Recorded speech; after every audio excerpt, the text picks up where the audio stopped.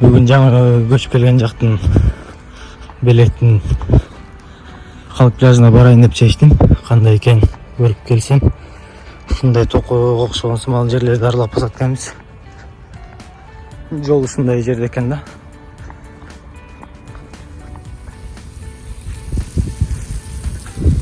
Халық пляжы бул жакта ушундай оп жасалган экен.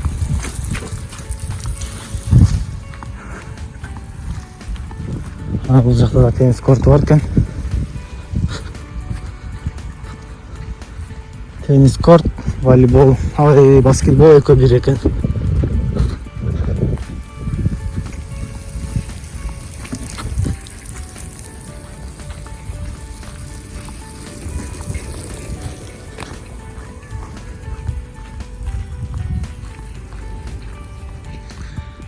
Мындай отуруп тамактанып турчу жери бар экен.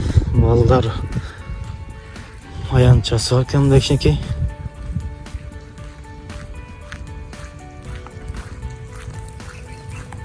Ошол ушундай кичинекей эле экен.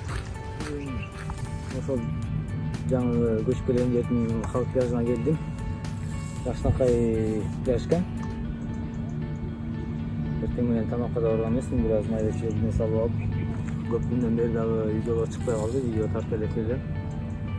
Ошол бияка көчө турган болуп аркы болуп, башка бир иштер менен көп видео тартып албай аттым.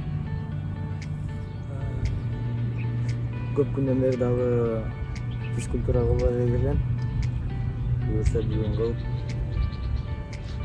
эртең дем алыш, эртең дагы Анталияга барып кыдырып келсем.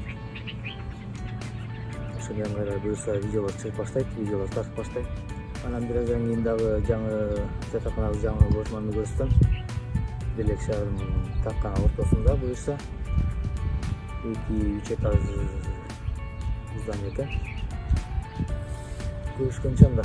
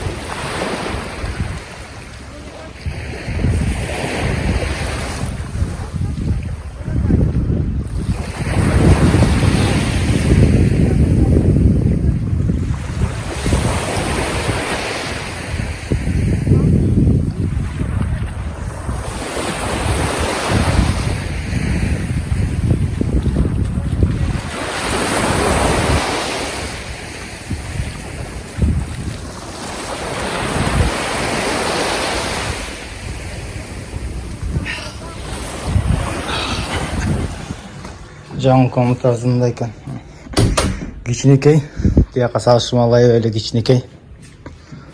Тияқта ушунча комнатада жалгыз жашап атсам, азыр бул жакта 4 киши деди, бирок бул мен үстүндө кошунам келбей турган болду. Үчөөбүз кала турган болдук.